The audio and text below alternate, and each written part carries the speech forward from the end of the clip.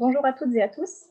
Je suis très heureux de vous accueillir aujourd'hui pour cette table ronde organisée par Pour une agriculture du vivant. Je suis Léa Lugassi, coordinatrice scientifique de l'association, et j'ai le plaisir d'animer cette table ronde consacrée à la PAC, et en particulier à quelle PAC pour accompagner la transition agroécologique. Alors, avant de vous présenter les trois intervenants d'aujourd'hui et de rentrer un peu plus dans le sujet, je vais vous proposer une petite question pour directement se familiariser avec le sujet du jour. Et cette question qui va s'afficher sur vos écrans, c'est la suivante. Quelle est la proportion de terres agricoles, hors prairies, qui est réellement protégée de l'érosion par une couverture végétale hivernale? Donc 5, 20, 40 ou 60%. Je vous laisse une bonne dizaine de secondes pour proposer votre réponse.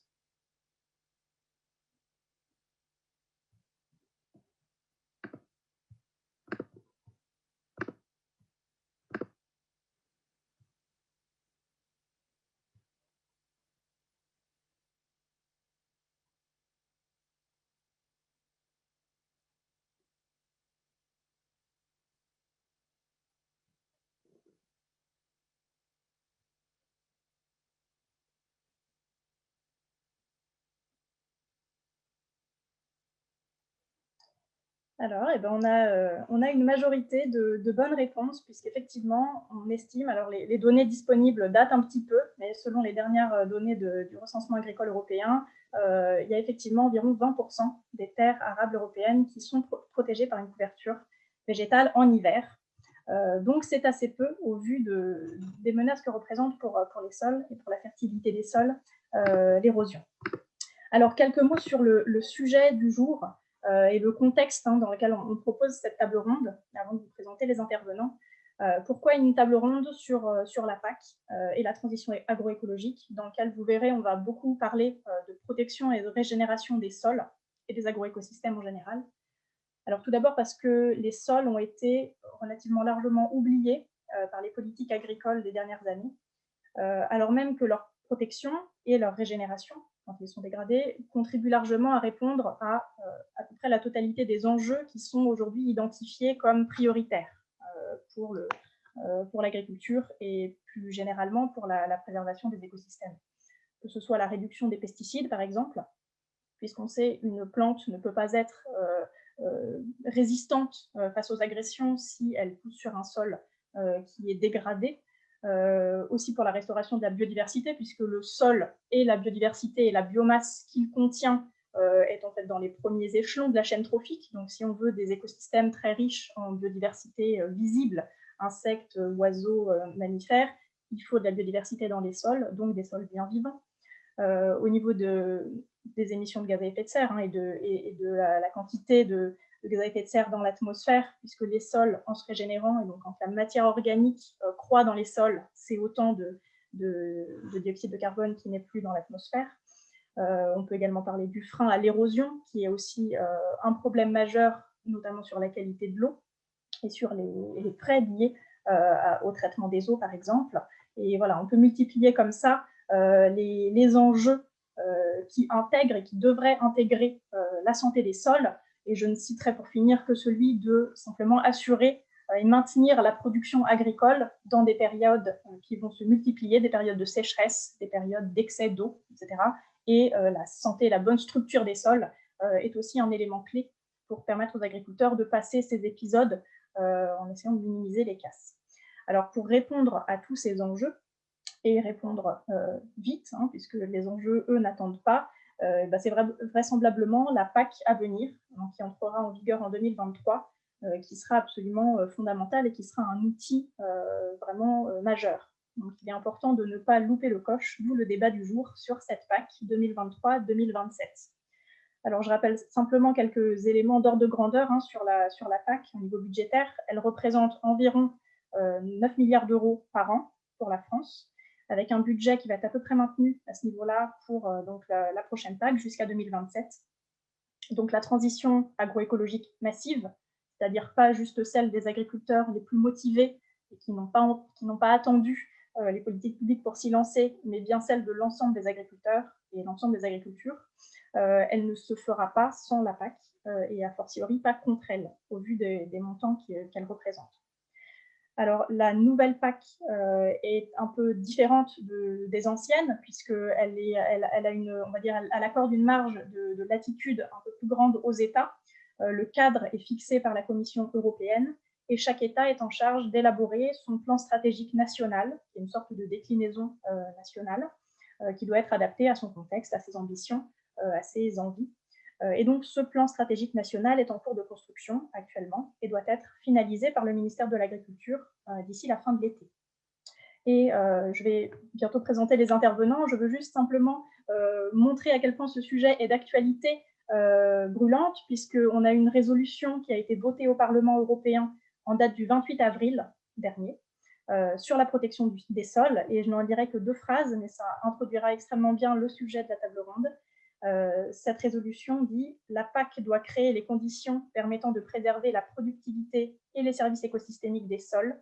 Le Parlement européen encourage les États membres à introduire la protection des sols dans leur plan stratégique national et la Commission à promouvoir des mesures visant à régénérer les sols agricoles dégradés. » Voilà, donc sur ces belles paroles, je vais présenter maintenant les 3 intervenants. Donc j'ai le très grand plaisir d'accueillir Pierre-Marie Aubert. Bonjour Pierre-Marie. Vous travaillez à l'IDRI, où vous êtes coordinateur de l'initiative politique publique pour l'agriculture européenne. À vos côtés, il y a Laurent Hay. Bonjour Laurent. Vous êtes agriculteur céréalier dans l'Eure, sur une ferme de 110 hectares. Alors, vous êtes engagé sur la voie de l'agroécologie depuis maintenant une dizaine d'années. Vous cultivez notamment de nombreuses espèces de légumineuses à destination de l'alimentation humaine. Et vous avez créé votre propre débouché en vente directe sous la forme d'une marque qui s'appelle Gumi. Et enfin, j'ai le plaisir d'accueillir Alain Peters, qui nous vient de Belgique. Bonjour Alain. Et vous êtes agronome. Vous avez été longtemps professeur à l'Université catholique de Louvain et vous êtes aujourd'hui secrétaire général d'Agroecology Europe et membre du conseil scientifique de Prône Agriculture du Vivant. Et je vous en remercie. Alors, pour commencer les débats, je vais m'adresser à Laurent d'abord pour vous demander, vous vous intéressez à vos sols, manifestement, depuis plusieurs années. Alors, depuis quand, quelle prise de conscience, comment a émergé cette prise de conscience sur l'importance des sols pour votre pratique agricole et quel soutien est-ce que vous avez eu de la part des politiques publiques et en particulier de la part des politiques agricoles européennes? Alors, cette transition, elle résulte en fin de compte d'un constat assez simple. Vous l'avez évoqué tout à l'heure, c'est que j'ai eu des aléas assez répétitifs, hein, que ce soit des excès d'eau ou inversement des coups de sec. Et je voyais que les sols ne répondaient plus du tout justement à ces intempéries. Donc, ça m'est venu assez rapidement que la conclusion, c'était que le sol soit dégradé et qu'il n'était plus en capacité de supporter donc ces éléments. Après, pour répondre à votre deuxième sujet, sur le soutien de cette transition par la PAC actuelle,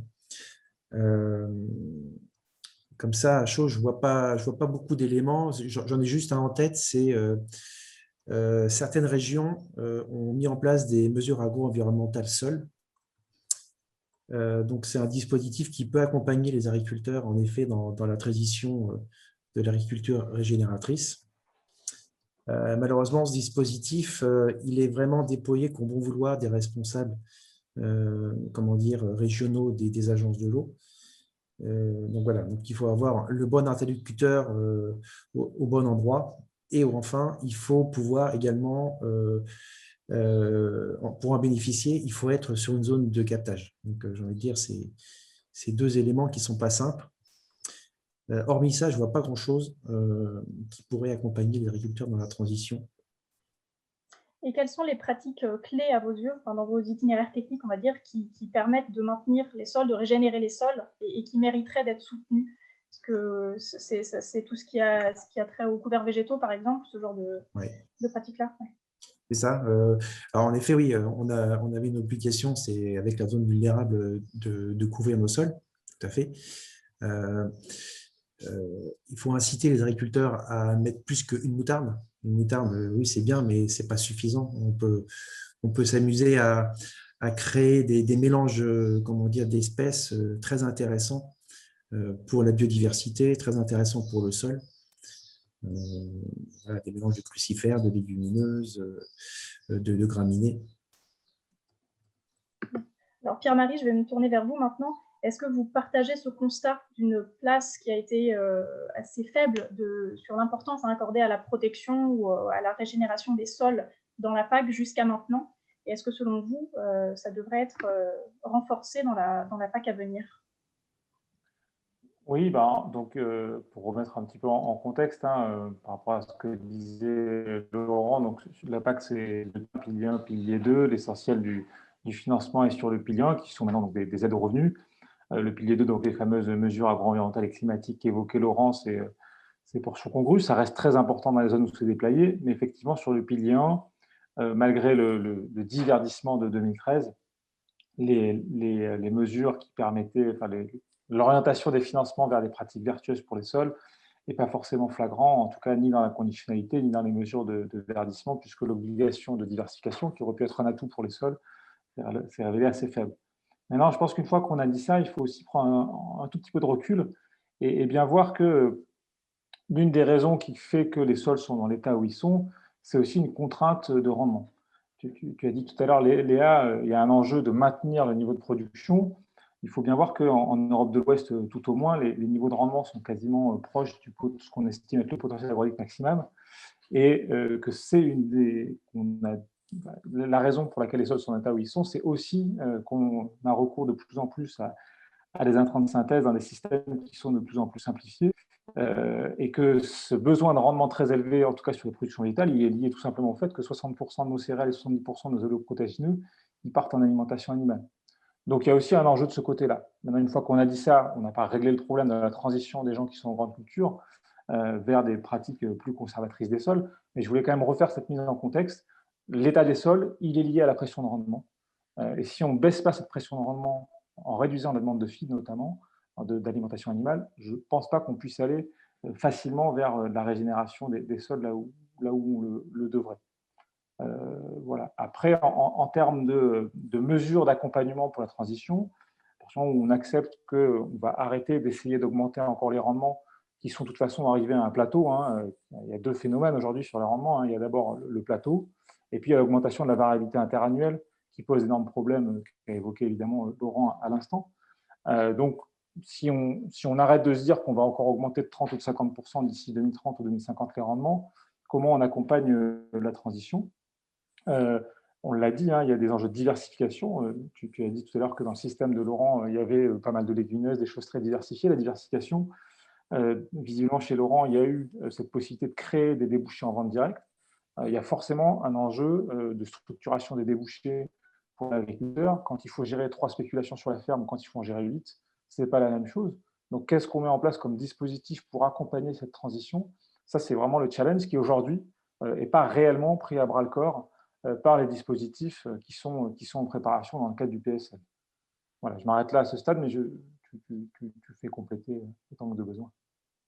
Oui, Alain, est-ce que tu veux compléter? Et moi, j'avais envie ensuite d'embrayer sur la question qui est celle de, pour embarquer tous les agriculteurs, on va dire, est-ce qu'il ne faut pas sortir des mesures optionnelles qui peuvent être celles de MAEC ou celles d'éco-dispositifs, qui sont un peu des mesures, on va dire, bonus pour ceux qui sont très avancés? Si l'enjeu, c'est vraiment d'améliorer les pratiques de 100% des agriculteurs, quelle forme est-ce qu'il faut que ça prenne? Est-ce que c'est une nouvelle, une éco-conditionnalité mieux pensée ou avec des mesures peut-être plus ambitieuses? Donc, d'après toi, Alain, vers quoi il faut se diriger comme mesure pour avoir une transition effective en agroécologie? Mais comme tu l'as dit, Léa, les sols ont été longtemps oubliés, et notamment oubliés par la recherche et par conséquent par l'enseignement. Pourquoi est-ce qu'on a oublié la vie du sol et qu'on s'est focalisé quand même sur l'aspect physique et chimique des sols? Mais c'est parce qu'on avait du pétrole bon marché qu'on pouvait facilement transformer en pesticides, en engrais de synthèse, etc. La bonne nouvelle, c'est que depuis 10 ans, la recherche a fait des grands progrès dans la compréhension de la vie du sol. Et ces progrès de la recherche vont de pair d'ailleurs avec les progrès en médecine, puisque le microbiote intestinal est très comparable au microbiote, entre guillemets, donc à la population de microbes de la rhizosphère. Donc, on progresse très vite. Et moi, je crois qu'avant d'imposer des choses aux gens, il faut d'abord comprendre et motiver les gens, et dans ce cas-ci, les agriculteurs, et à les informer sur l'importance de la vie du sol. Et c'est la première chose à faire, je pense. C'est qu'on se rende compte à nouveau que tout part du sol. Que tout doit être basé sur la fertilité du sol, qu'on a beaucoup détruite dans les 60 dernières années. Pierre-Marie en a parlé. Et maintenant, il faut reconstituer ça parce que la vie du sol, elle rend des services. Elle rend des services, elle protège les plantes vis-à-vis des maladies, des parasites. Donc, elle a même une action sur les ravageurs. Donc, elle a une action sur la santé des plantes, sur le rendement. Les bactéries peuvent fixer de l'azote en symbiose ou non avec des légumineuses, et cet azote est gratuit. On n'a pas besoin de l'acheter. Et donc, ça, il ne faut pas l'oublier non plus. La vie du sol améliore la structure du sol, la pénétration de l'eau, de l'air, donc réduit l'érosion, puisque l'eau pénètre mieux dans le sol, etc. La vie du sol rend une quantité absolument impressionnante de services aux plantes, aussi aux animaux, aux agriculteurs et à l'économie de la ferme. Alors, je pense qu'il faut partir de ça. Ce n'est pas une obligation ennuyeuse de s'occuper des sols. Non, d'abord, c'est passionnant et d'autre part, ça peut rapporter gros. Et donc, la première chose, c'est la motivation, l'information. Et puis après, oui, on peut soutenir, on peut encourager. Et ça peut se faire, bien sûr, par les mesures agro-environnementales et climatiques qui existent déjà, mais par les propositions assez constructives et intéressantes de la Commission à travers les éco-dispositifs où des agriculteurs pourraient choisir un ensemble de mesures qui seraient subsidiées. Et comme tu l'as dit aussi, c'est le bon moment pour le faire, puisque les États membres ont une assez grande marge de manœuvre pour définir ces éco-dispositifs et qu'on peut tous ensemble concevoir cela, la recherche officielle, l'administration, le pouvoir public d'une façon générale, mais aussi les agriculteurs, leurs associations. Nous, en tant qu'individus, on peut prendre des initiatives et amener des idées. Et effectivement, actuellement, dans les propositions que la Commission a faites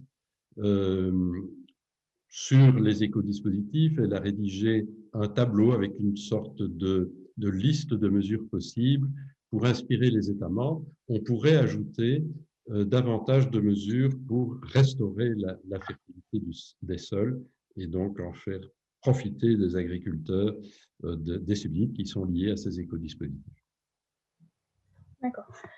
Donc, oui, tu parles d'éco-dispositifs de MAEC, mais on reste quand même dans des dispositifs qui, selon toi, devraient être quand même optionnels, c'est-à-dire des dispositifs pour les agriculteurs qui ont envie de s'investir dedans, qui sont probablement déjà sensibilisés à ces pratiques-là, qui les mettent déjà un peu en pratique sur leur ferme, et pas sur des mesures de conditionnalité ou qui obligeraient l'ensemble des agriculteurs à mettre en place certaines pratiques liées au sol. Pour toi, il faut que ça reste du domaine vraiment du volontariat.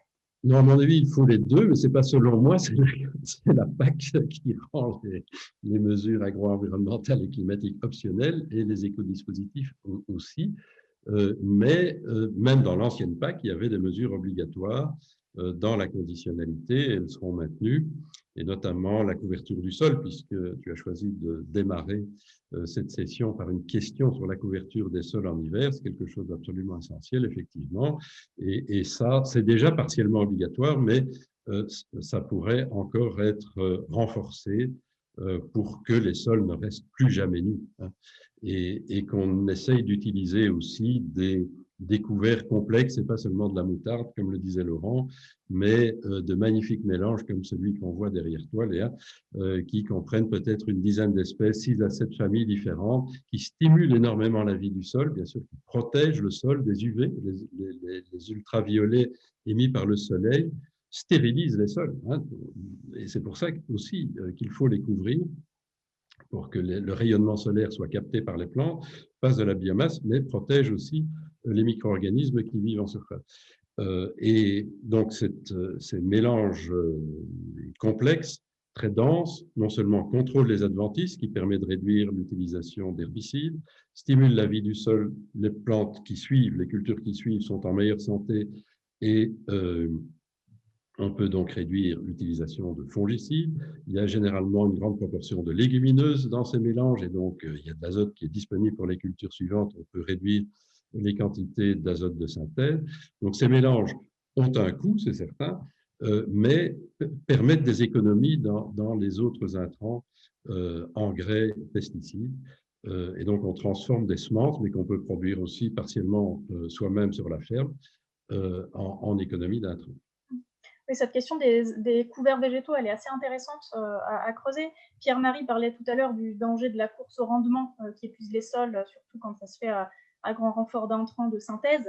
On sait qu'un des piliers agronomiques pour régénérer un sol, c'est les entrées de biomasse. Alors, il y a des systèmes qui arrivent à maintenir des rendements assez élevés, mais qui fonctionnent bien parce que derrière, ils arrivent à restituer beaucoup de résidus, des pailles, des cannes, et à faire des couverts végétaux qui sont restitués. Donc on arrive comme ça à maintenir une certaine balance entre les entrées et les sorties. Et cette question des couverts, elle peut peut-être nous permettre de discuter un petit peu des obligations dont on a parlé. Il est aujourd'hui obligé de couvrir le sol dans certaines zones, et ça se fait beaucoup sur la base d'obligations de moyens, c'est-à-dire qu'on doit semer à minima, voilà, un couvert entre telle date et telle date. Donc, on est vraiment sur des obligations de techniques à mettre en œuvre, de moyens à mettre en œuvre. Et on voit quelques initiatives en Europe, pareil sur les couverts végétaux, mais qui prennent des choix méthodologiques différents, où ils ne vont pas du tout regarder les méthodes qui sont mises en œuvre, mais uniquement le résultat, à savoir, par exemple, la biomasse qui est produite par le couvert avant sa destruction. Je pense en particulier à un programme qui est en train d'être monté en Suisse, c'est une initiative de Pascal Boivin, et donc il se base vraiment sur ce résultat-là. Donc après, libre à l'agriculteur de mettre 3 espèces, 5 espèces, 7 espèces, de choisir quand est-ce qu'il le sème, comment il l'implante, en semi-direct ou pas. Finalement, ce qui comptera, c'est le résultat qu'il en obtiendra, et il pourra prétendre à cette subvention couvert végétal sur la base du résultat. Est-ce que, Laurent, je vais m'adresser à toi, est-ce que ça te paraît être une solution intéressante, peut-être d'une part pour simplifier un petit peu les contraintes, on parle beaucoup, qui s'appliquent aux agriculteurs, voilà, pour avoir un objectif, on sait ce qu'on doit faire, par exemple, produire, voilà, couvrir son sol avec des biomasses importantes, et derrière, libre à chacun d'atteindre ce résultat un peu avec les techniques qu'il le souhaite.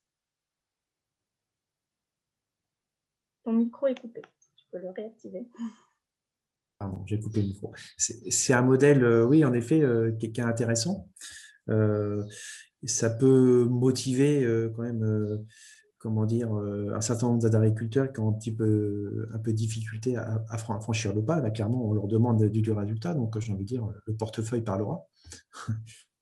Pour les autres plus motivés, l'histoire de résultats me fait penser un petit peu à certaines certifications ou labellisations qui sont basées également sur le résultat. Je pense un peu au HVE. L'indice de régénération également aussi, je pense que c'est aussi une solution. On parle de biomasse produite, donc voilà, on a un devoir de tonnes hectares de biomasse à produire. Il y a politique phytosanitaire et fertilisation aussi qui est évoquée dans cet indice-là. Donc, c'est des éléments qui consonnent avec résultats.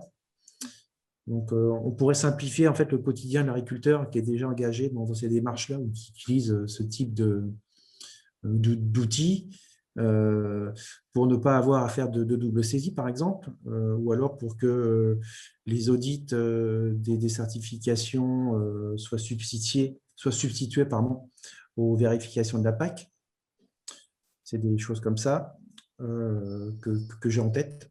Oui, voilà, tu veux dire utiliser des grilles ou des référentiels qui sont déjà utilisés par des agriculteurs dans des valorisations, dans des filières, etc., mais qui pourraient être mis à profit et permettre d'alléger, on va dire, derrière le côté… Simplifier le quotidien de l'agriculteur. D'accord. Alors, je dis juste un mot pour les spectateurs qui s'interrogeraient sur l'outil. Alors, HVE, j'imagine que les gens voient à peu près de quoi il s'agit, donc haute valeur environnementale, que tout le monde connaît à peu près maintenant. L'indice de régénération, j'en dis 2 mots pour que chacun puisse, derrière s'il est intéressé, aller le voir plus en détail. Et puis, Laurent, tu nous en reparleras tout à l'heure peut-être parce que tu as diagnostiqué ta ferme avec cet outil. Donc, c'est un outil d'évaluation du niveau agroécologique des fermes que le Mouvement pour une agriculture du vivant a construit, donc en partenariat avec son conseil scientifique et les techniciens, les agriculteurs du réseau sur le terrain. Donc, c'est un outil qui est open source, qui est gratuit, et qui est un outil qu'on a voulu, dans la mesure du possible, baser sur de la mesure des résultats. Donc, alors, on est toujours des fois un peu limité par ce qu'on est capable de mesurer. Donc, voilà, c'est un peu une alliance, mais en tout cas, les axes qui le composent, donc c'est une note sur 100 avec 8 axes, et ce sont tous les axes, on va dire, agronomiques, qui font qu'un système agroécologique fonctionne. Et donc, ces axes sont liés à l'intensité du travail du sol, la couverture végétale. Donc, on va quantifier sur l'année la durée pendant laquelle l'atelier est couvert par des résidus ou des cultures. La gestion phytosanitaire, on va regarder concrètement quels sont les IFT pour les différentes cultures et comparer ça à la référence régionale. La stratégie de fertilisation azotée, des axes sur la biodiversité aussi bien cultivée que non cultivée, l'agroforesterie, et la formation de l'agriculteur. Voilà, pour vous donner brièvement la vue d'ensemble, vous pouvez retrouver et même tester vous-même, auditer une ferme imaginaire ou une ferme réelle, si vous en avez une sous la main, sur la plateforme pour la transition agroécologique. Donc, l'adresse c'est agroécologie.org. Vous pouvez, si vous voulez, aller y jeter un œil. Moi, je voulais poser une question justement à Pierre-Marie, si tu veux, sur cette... Alors, c'est un vieux débat, hein, tu me disais en préparant la table ronde, ce débat entre est-ce qu'on doit obliger les agriculteurs à mettre en place des moyens ou bien mesurer les résultats. Ce n'est pas forcément aussi binaire que ça.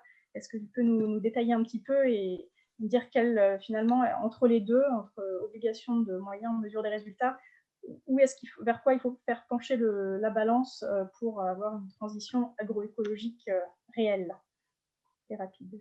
Je pense que, bon, déjà, rendons à César ce qui est à César. Je renvoie à l'excellent travail qui a été fait par nos collègues d'ICAT-CE l'an dernier, hein, qui ont sorti un très bon rapport sur ces questions d'obligation de résultat versus obligation de moyens.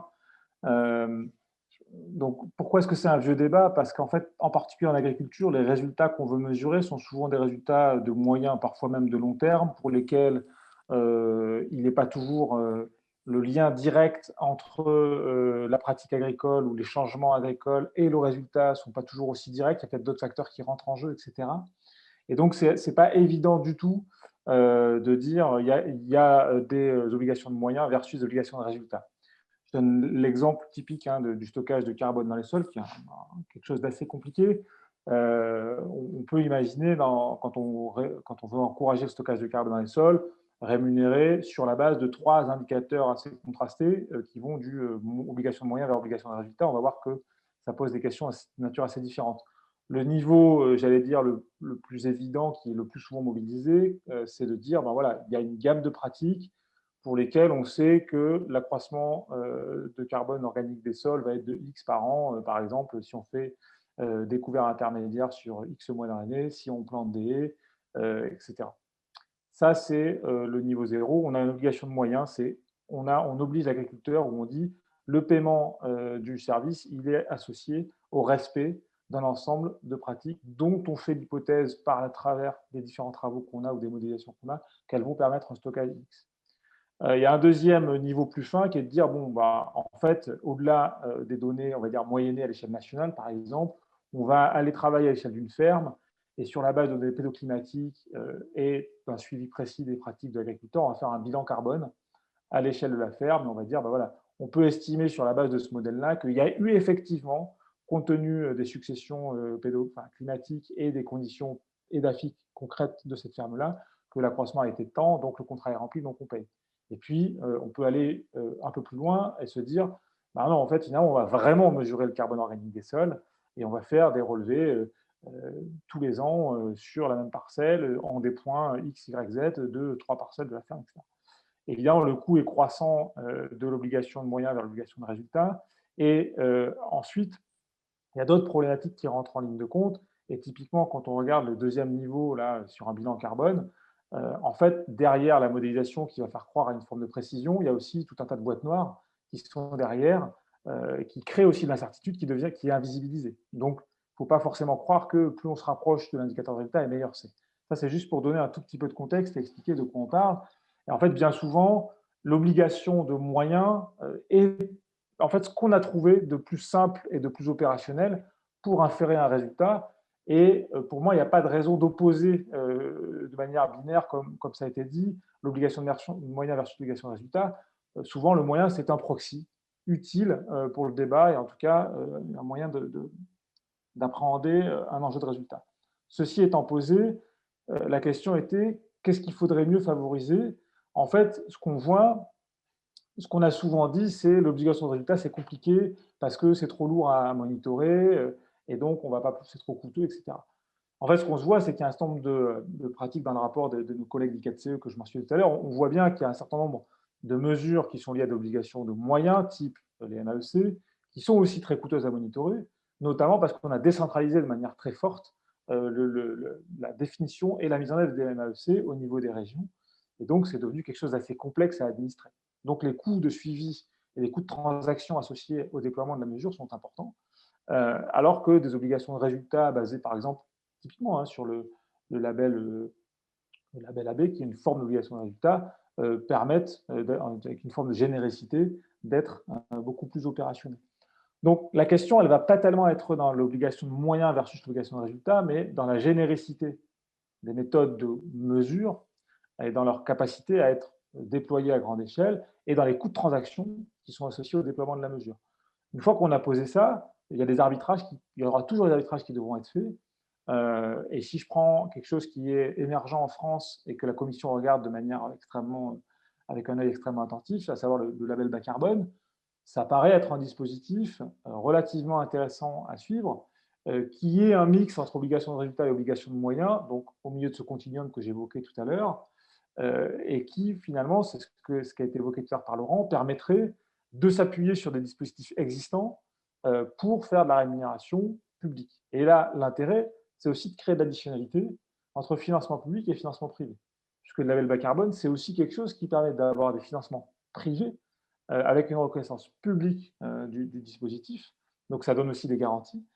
Et donc, il y a une articulation, ça permet de mixer des financements pour générer un passage à l'échelle qui était évoqué tout à l'heure. Donc, voilà un petit peu la manière dont on peut regarder les choses. Peut-être un dernier point qui a été évoqué tout à l'heure, je pense sur lequel je voudrais juste dire 2 mots autour de cette obligation de moyens et d'obligation de résultat. Il était dit tout à l'heure, bon, finalement, est-ce qu'il ne vaudrait pas mieux chercher à embarquer le plus possible d'agriculteurs pour réaliser une transition digne de ce nom, etc. Et donc sortir d'une logique de bonus pour aller vers une obligation qui s'appliquera à tout le monde. Je rappelle que c'est la logique qui était derrière le verdissement du premier pilier de la PAC lors de la réforme de 2013. Et c'est aussi la logique qui a été adoptée par le ministère français de l'Agriculture quand Julien Denormandie dit « Je veux que l'éco-régime soit accessible à 70% des agriculteurs ». En soi, c'est plutôt une bonne nouvelle. Après, le diable, comme toujours, est dans les détails.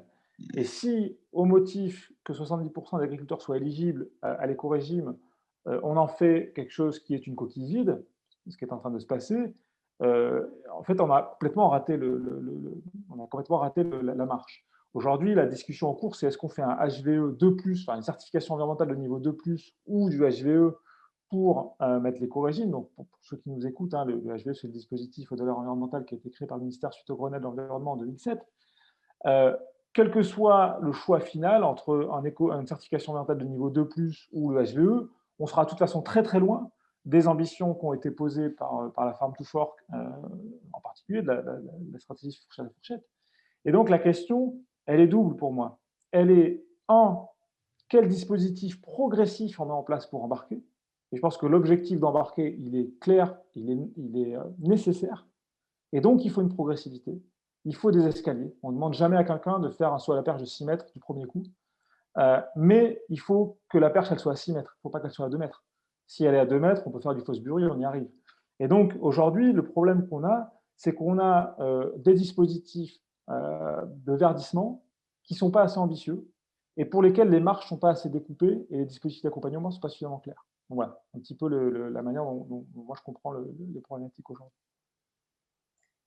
Alain, est-ce que tu veux ajouter quelque chose là-dessus sur ce vieux débat entre moyens et résultats et peut-être donner un peu une perspective sur cet indice-là, l'indice de régénération, qui est un peu sur le modèle de ce dont parlait Pierre-Marie tout à l'heure, pour le label bas carbone, sur un outil permettant d'articuler soutien public, soutien privé, enfin, financement public, financement privé, en l'occurrence l'indice de régénération, qui est à la fois un outil d'évaluation, donc tout à fait public pour les agriculteurs, pour les techniciens, pour accompagner la transition dans les fermes, mais aussi un outil de valorisation dans des filières agroécologiques vérifiées, donc qui peut être ce type d'outil, voilà, un petit peu privé-public, qui peut permettre de, on va dire, faire entrer en synergie différents soutiens pour qu'à la fin, l'agriculteur, avec un outil unique et donc dans l'idéal, un diagnostic par an, voilà, puisse un peu bénéficier des différents soutiens dont il a besoin, aussi bien dans sa valorisation économique, dans son débouché, que dans son accompagnement technique au quotidien avec le technicien de sa coopérative ou du négoce, et au niveau des politiques agricoles, qu'elles soient régionales, nationales ou européennes d'ailleurs. Oui. Oui, je crois qu'effectivement, l'indice de régénération, ben, on l'a produit ensemble, forcément on y croit, mais c'est un outil qui me semble permettre de progresser. Avant de rentrer dans ces détails-là, je voudrais dire que malheureusement, la réforme de la PAC a raté l'occasion de concevoir un système pour mettre en place des systèmes agroécologiques. Et je ne jette pas la pierre à la Commission parce que son rôle n'est pas toujours facile, mais il y avait et il y a toujours une urgence climatique et une urgence de biodiversité. Il y a aussi une urgence sociale parce que le système de l'agriculture familiale en Europe est occupé à s'effondrer. Dans 6 ou 7 ans, il n'y aura pratiquement plus d'agriculteurs. Et donc, il y a toutes ces urgences qui font qu'il faut progresser. Alors, la réforme de la PAC, elle est presque bouclée. Fin du mois de mai, il y aura un accord politique. Mais on peut, dans ce cadre-là, essayer de promouvoir l'agroécologie. Et je pense vraiment que l'indice de régénération est un moyen de le faire en combinant des obligations de moyens et de résultats. Parce que dans la liste des écodispositifs, si on intègre les propositions de l'indice de régénération et qu'on demande à l'agriculteur de choisir les mesures qui lui conviennent, mais de façon cohérente, de façon holistique, hein, et pas de façon ponctuelle en faisant une liste de courses et en mettant une bande herbeuse à gauche et plantant 3 arbres à droite. Non, mais en concevant un système qui lui sera utile dans ses écoschemes, mais c'est lui qui choisit. Mais il pourrait choisir, et là, c'est là que le cadre serait contraignant, il devrait choisir en fonction de mesures complémentaires. Par exemple, pour limiter les ravageurs, gérer les maladies, gérer les adventistes, séquestrer du carbone dans le sol. Et il devrait prendre des mesures dans ces différentes rubriques, mais à son choix. Et ça, voilà, tout ça se trouve dans l'indice de régénération. Et je pense vraiment que si on parvenait au niveau français déjà à intégrer les idées qui se trouvent dans la liste de ces indices de régénération, dans la liste des écodispositifs, ce serait un très grand progrès parce que l'agroécologie, elle est holistique. Ça n'est pas une addition de petites mesures. Il faut avoir cette approche holistique pour la mettre en place. Et cette façon de voir les écodispositifs dans le cadre actuel permettrait d'avoir cette approche holistique. Et ça, c'est fondamental, quoi. Il faut arrêter de dire, bon, ben, j'ai des pucerons sur ma céréale, je vais acheter l'insecticide machin, je vais balancer ça sur ma céréale, les pucerons seront morts et le problème sera résolu. Mais ça, on sait que ça ne marche pas parce que après, les prédateurs et les parasitoïdes des pucerons sont morts aussi, les pucerons reviennent en force, et plus on traite, plus on a de pucerons, et puis les insecticides sont toxiques pour les plantes, tuent d'autres organismes dans le sol, peuvent créer un problème pour la santé humaine, etc. Donc cette approche réductionniste où on a un problème, on a une seule solution, et c'est tout, il faut arrêter ça. L'agroécologie, c'est le contraire de ça. Et donc, il faut intégrer cette approche holistique dans la PAC actuelle, et voilà une proposition pour le faire, en utilisant cet indice de régénération qui touche à tous ces aspects importants pour la ferme. Après, il faut aussi penser aux aspects rentabilité, commercialisation des produits, tout au moins aussi important. Il faut arrêter la course au rendement, comme le disait Pierre-Marie. On peut produire moins et gagner plus, et même travailler moins en même temps, parce qu'on fait travailler les plantes, on fait travailler les micro-organismes du sol, les vers de terre, etc.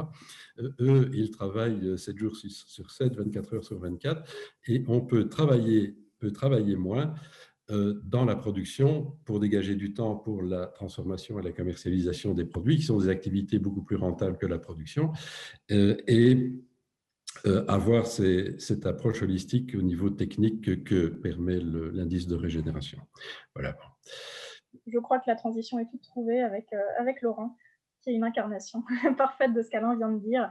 Alors, c'est peut-être l'occasion, avant de retourner au sujet politique agricole, mais quand même de faire une petite incursion vers ta ferme, Laurent, et pour les gens qui seraient un petit peu intéressés d'en savoir plus sur tes pratiques, et du coup, sur est-ce que tu as appris des choses en faisant ce diagnostic avec l'indice de régénération.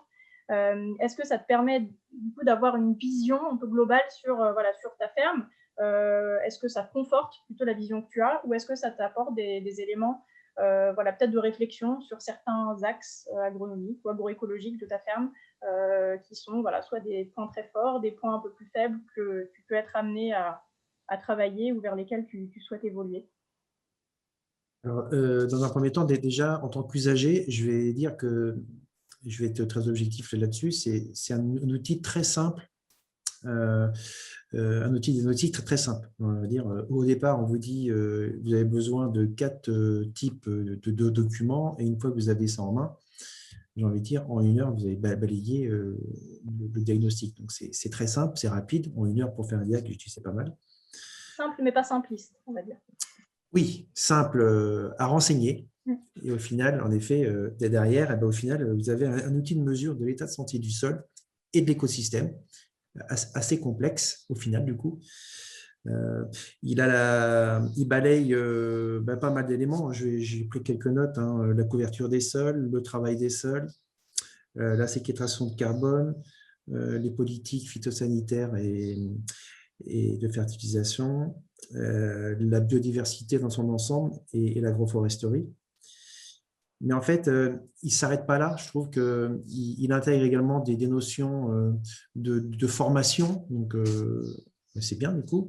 Et surtout, il va proposer, il peut permettre de mettre en place un plan d'action justement pour s'améliorer. Donc moi, pour l'avoir testé, j'ai vu quelques éléments qui me confortent. Je sais que j'ai des lacunes sur certains sujets, notamment sur le carbone, parce que j'ai fait le diagnostic récolte 2020, mauvaise année, donc peu de production de biomasse.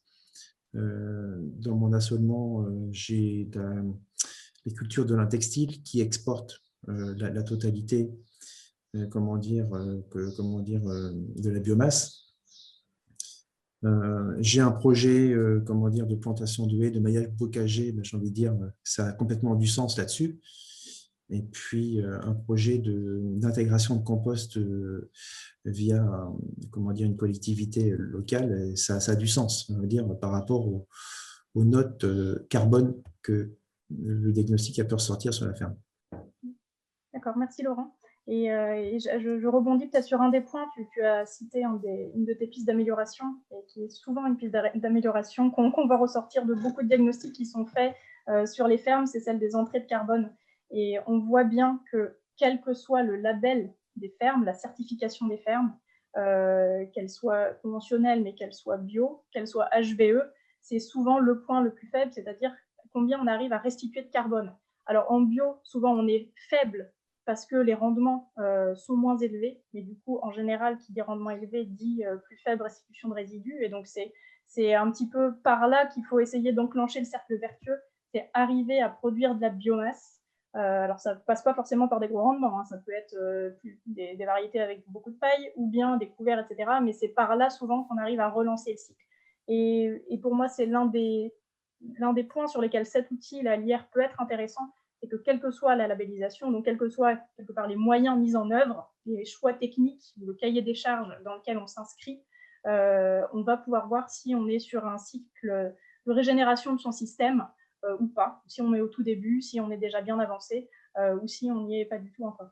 Et donc à ce niveau-là, ça me semble être un outil qui peut être intéressant à mobiliser dans le cadre de politiques publiques sur l'agroécologie, où on regarde quelque chose qui est très global. L'agroécologie, au niveau d'un système ferme, c'est complexe, il y a plein de piliers, il y a plein d'axes sur lesquels l'agriculteur peut travailler, et en avoir une vision globale, d'autant plus que les différents piliers ne sont pas indépendants les uns des autres, c'est quelque chose qui n'est jamais simple.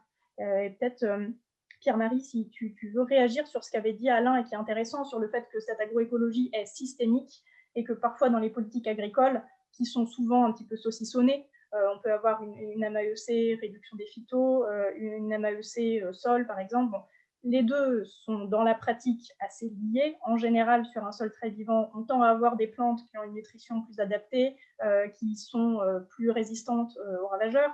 Donc voilà, est-ce que aujourd'hui, un agriculteur qui serait sur une MAEC n'est pas forcément évalué sur la baisse des phytos. Inversement, un agriculteur qui est dans une MAEC baisse des phytos, on ne va rien lui demander sur les pratiques liées à son sol. Donc, comment est-ce qu'on arrive à faire des outils de politique agricole qui permettent de prendre en compte ce côté systémique qui est tout de même assez complexe? Ouais, je pense qu'effectivement, hein, c'est le point clé. Il y a des MAEC donc, qui s'appellent systèmes qui existent, hein, qui ont justement pour vocation à accompagner les transformations structurelles. Dans le greening, les propositions initiales de la Commission de 2013, elles avaient vraiment pour vocation d'encourager des diversifications à l'échelle de la ferme, mais en disant que diversification, ça allait pouvoir vouloir dire réintroduction de légumineuses, donc réduction de l'azote de synthèse, donc réduction de la pression parasitaire. Ça n'a pas été le cas parce que la proposition a été détricotée au fur et à mesure de son passage au Parlement puis au Conseil. Et effectivement, c'est le gros challenge. Aujourd'hui, même si je pense que c'est quelque chose qui fait encore débat, la certification en agriculture biologique, même si elle part d'une base assez simple, et que certains dénoncent comme simpliste, qui est 0 intrant de synthèse, elle a en fait des conséquences systémiques. Et c'est un des seuls cahiers des charges qui permet en fait d'obliger l'agriculteur à rentrer dans une logique systémique parce que les contraintes sur le 0 intrant de synthèse sont énormes. Évidemment, ça ne fait pas tout. On sait très bien le débat qu'il y a sur travail du sol versus agriculture biologique. Il ne s'agit pas d'opposer l'ayatollah du bio versus l'ayatollah de l'ACS. Ce n'est pas la question. On sait très bien que les gens de l'agriculture biologique, ils ont besoin de travailler sur la réduction du travail du sol, qui est un énorme problème. Mais on voit bien aujourd'hui qu'au croisement de deux enjeux, qui est la réduction en valeur absolue des intrants de synthèse et le maintien ou le retour des infrastructures agroécologiques dans les systèmes agronomiques, on voit bien que là, on a des entrées qui sont en fait, certes, qui peuvent paraître réductionnistes, mais qui en fait ont une portée systémique. Dès lors qu'on réduit les intrants de synthèse, en fait, on fait peser des contraintes très fortes sur la manière dont on peut gérer la ferme. Et dès lors qu'on remet des infrastructures agroécologiques à une maille assez importante, on rapporte de la biodiversité de manière extrêmement structurante et on fait revenir aussi du carbone par la végétation semi-naturelle et les faibles prélèvements qu'elle implique. Donc, je ne dis pas que c'est la solution à tout. Je vois bien que les enjeux de travail du sol, ils sont fondamentaux et qu'il y a plein de régions, notamment dans les latitudes plus septentrionales, où c'est difficile de s'affranchir des fongicides ou de certains nombres de pesticides, d'insecticides par rapport aux questions d'humidité et que, de ce point de vue-là, 0 intrant de synthèse, c'est quand même compliqué. Il y a quand même des solutions sur lesquelles les gens travaillent et à mon sens, on a là des voies de progrès. En tout cas, ce que je veux dire par là, pour finir, c'est que la question sur les intrants de synthèse, il faut passer d'une logique d'efficience à une logique de réduction absolue. Là-dessus, il n'y a vraiment pas photo. Et la réduction absolue des intrants de synthèse associée au retour des infrastructures agroécologiques, c'est quand même deux piliers qui sont extrêmement solides pour avancer dans une transformation structurelle de l'agriculture. Très bien. Et une dernière question avant de passer à la conclusion.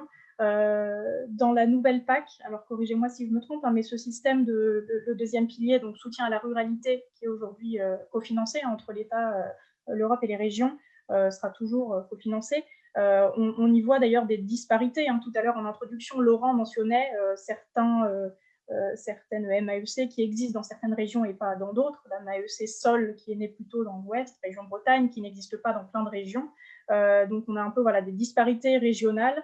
Est-ce que c'est un problème ou pas d'avoir dans certaines régions accès à certains outils de financement qu'on n'a pas dans d'autres régions? Est-ce que c'est un point à faire évoluer ou pas, ou de toute façon, qu'on n'a pas le choix et que ça restera comme ça? Moi, peut-être je peux faire une rapide réaction là-dessus. Je pense que cette question de comment le deuxième pilier est géré ici aujourd'hui par subsidiarité au niveau des régions renvoie plus fondamentalement à ce qui va se passer sur la PAC elle-même, puisque avec le nouveau modèle de gouvernance, on a quand même beaucoup plus de capacité des États à définir, Alain en a parlé, par eux-mêmes ce qui sera dans l'éco-régime, ce qui ne sera pas, ce qui sera dans la MSC, c'était déjà le cas. La question que ça se pose, qu'a soulevé Laurent en fait, c'est celle de l'égalité de traitement et du coup est-ce qu'on est sur un marché qui est encore commun? Et donc il y a deux questions derrière le nouveau modèle de gouvernance de la PAC qui est posé. Il y a la question de la contribution de la société civile à la définition du plan stratégique national. Alain a dit tout à l'heure, tout un chacun peut contribuer. Je partage sur la forme, je suis d'accord avec lui, sur le fond et la réalité du processus, ce n'est pas tout à fait le cas. Et on est tous égaux, mais certains plus que d'autres, dans la contribution à la définition de ce qui sera dans l'éco-régime. Et puis, ça pose la question des modalités d'articulation au niveau européen des différents plans stratégiques nationaux entre les différents États. Et quel rôle on donne à la Commission pour harmoniser et faire en sorte que les 27 plans stratégiques nationaux ils fassent encore politique agricole commune et donc marché commun. C'est peut-être un petit peu à côté de la question que tu posais, mais c'est un aspect qui est vraiment fondamental parce qu'on sait qu'on est sur un marché commun et lui-même est sur un marché mondial. Et si on parle de stratégie de transition, on parle aussi de conditions économiques de la transition. Absolument. Alors, je suis désolée, mais ma dernière question, qui était écrite à l'avance, va aller à l'encontre de ce que tu viens de dire. Quelles seraient vos attentes à chacun, tous les trois, concernant le contenu de ce plan stratégique national, pour le coup, qui est donc en préparation, qui sera probablement rendu public à la rentrée de septembre, si je ne me trompe pas. Quelles mesures, on va dire, un peu emblématiques ou fortes, est-ce que vous souhaiteriez y voir et qui vous ferait penser que le PSN va dans la bonne direction? Peut-être Alain, pour commencer. Oui, voilà, en tant que Belge, je vais dire que le gouvernement français doit être cohérent avec lui-même. La France est en pointe en agroécologie en Europe et dans le monde. Et c'est une chance. La France a poussé l'agroécologie au niveau des Nations Unies, au niveau de la FAO, par exemple. Maintenant, il faut être logique avec soi-même, il faut être cohérent et concevoir des mesures dans les limites de la liberté qu'ont les États pour adapter la PAC à leurs propres conditions. Il faut mettre en place des mesures agroécologiques. Et donc, avoir cette approche systémique ou holistique, c'est comme on veut, dont on a parlé tout à l'heure, mais alors aussi insister sur le sol, puisque l'agroécologie, c'est la nature en fait qui reconnaît ça, c'est pas l'agroécologie, mais tout part du sol et de l'interaction entre la plante et le sol. Et donc, il faut démarrer de ça et intégrer des mesures pour séquestrer du carbone dans le sol, favoriser la biodiversité des sols avec cette combinaison de mesures à la fois obligatoires et optionnelles. Et c'est là qu'il faut trouver un juste équilibre aussi et surtout motiver les gens, les convaincre que c'est important pour eux. On a détruit notre capital sol depuis 60 ans, on a détruit notre capital naturel depuis 60 ans, on peut parler d'agriculture minière, on a dépenser le capital. Et on sait que dans les ménages, quand on dépense son capital plutôt que de dépenser le revenu ou les intérêts du capital, ça se termine toujours très mal. Ça va se passer de la même façon en agriculture. On a pu avoir des rendements de plus en plus importants sur des sols dont la fertilité diminuait pour une seule raison, c'est qu'on injectait du pétrole dans le système sous forme d'engrais, de pesticides, de carburant du tracteur, etc. À partir du moment où le prix du pétrole va augmenter, et on sait qu'à terme, il va nécessairement augmenter, il faudra compter beaucoup plus sur les services rendus par la nature, par la biodiversité. Et il faut le faire dès maintenant. Il faut restaurer notre capital sol dès maintenant, parce que plus tard, on aura moins les moyens de le faire. Et on a les techniques, et elles sont décrites merveilleusement dans l'indice de régénération, ces techniques pour restaurer les sols. Et c'est voilà, mettre en œuvre ce qui est décrit dans cet indice de régénération des sols et de l'écosystème d'une façon générale, c'est un investissement en bon père de famille. C'est le bon sens. Parce que vous savez, le reste du XXIe siècle, ça va devenir de plus en plus turbulent au niveau social, au niveau climatique, au niveau biodiversité. Alors, agissons tout de suite pour nous réserver un avenir à l'agriculture, mais à l'ensemble de la société. Merci beaucoup, Alain, pour ces paroles porteuses d'espoir. Laurent, de ton côté, je suis repassée au tutoiement, mais le chassé naturel, il revient au galop, on se tutoie, alors je te tutoie. Qu'est-ce que tu aimerais voir dans ce PSN, toi qui cumules les bonnes pratiques sur ta ferme, entre légumineuses, semis directs, couverts végétaux permanents, culture diversifiée, tu coches quand même pas mal de cases. Qu'est-ce que tu aimerais voir plus soutenu dans ce que tu fais au quotidien, s'il y en a une, enfin je ne sais pas, ou plusieurs, ou est-ce que c'est autre chose? Je vais rebondir un peu sur ce que Alain disait sur le capital sol, mais moi j'évoquerais le capital sol comptablement. En fait, j'ai un constat aujourd'hui qu'on utilise le sol comme un support inerte ou alors qu'on l'utilise plutôt ou on l'intègre à un écosystème vivant, complexe, capable d'héberger vraiment plein d'organismes. Sa valeur comptable aujourd'hui est la même. Donc, du coup, je pense que l'indice, par exemple, pourrait être un super outil pour apporter une valeur en euros en haut de l'actif. Et ça, pour le coup, ça permettrait de montrer comptablement les investissements que les agriculteurs ont faits au nom de la régénération de leur sol sur leur ferme. Donc, ma suggestion pour la nouvelle PAC, ce serait bien de revoir le plan comptable agricole pour pallier à cette lacune. Merci Laurent de pointer tout le travail qui nous reste à accomplir avec cette IA, mais je vais te faire plaisir, c'est déjà un axe qui est en travail chez nous sur le modèle des subventions carbone. On travaille à des subventions régénération parce qu'on a de la demande, donc on va dire que allez, on va t'associer à ce travail. Pierre-Marie, en quelques mots pour finir. Ouais, tout simplement, je pense que pour revenir sur ce qu'a dit Alain, il faut que la France soit cohérente avec elle-même. Dans le projet de loi climat et résilience, qui est en train de devenir une loi en tant que telle, puisqu'elle est au Sénat, il y a un article qui dit que la France s'engage à aligner son plan stratégique national sur sa stratégie nationale bas carbone. Et on a la chance en France d'avoir une stratégie nationale bas carbone ambitieuse pour le secteur agricole, qui a été réalisée par le ministère de l'Agriculture sur délégation du ministère de la Transition écologique. Et donc, j'engage tous les acteurs à se saisir de cette stratégie bas carbone pour faire en sorte que le PSN soit effectivement aligné là-dessus, avec 30% de semi-direct à l'horizon 2030, 25% de grandes cultures en bio, 50% de vaches à l'herbe, etc. Donc, on a vraiment tout ce qu'il nous faut déjà dans les cartons pour aller dans le bon sens et pour aligner en fait les éco-régimes sur les ambitions de la stratégie bas carbone. Merci beaucoup Pierre-Marie pour ce mot de la fin qui est parfait. C'était même pas travaillé, mais j'allais annoncer aux spectateurs, aux auditeurs, la table ronde de demain qui sera consacrée au sujet du stockage de carbone et de quelle valorisation, quelle reconnaissance pour le stockage de carbone dans les sols agricoles. Donc, ce sera en compagnie de Pascal Boivin de la Haute École spécialisée de Genève, François Moulias de Co-Responsable et Morgane Enaf d'AgroSolutions. Et dernière annonce, vous pouvez vous y inscrire à partir du programme de la semaine. Et dernière annonce pour annoncer à tout le monde la tenue fin août, donc du 23 au 27 août, du congrès mondial sur les sols, Eurosoil, qui se tient en version digitale.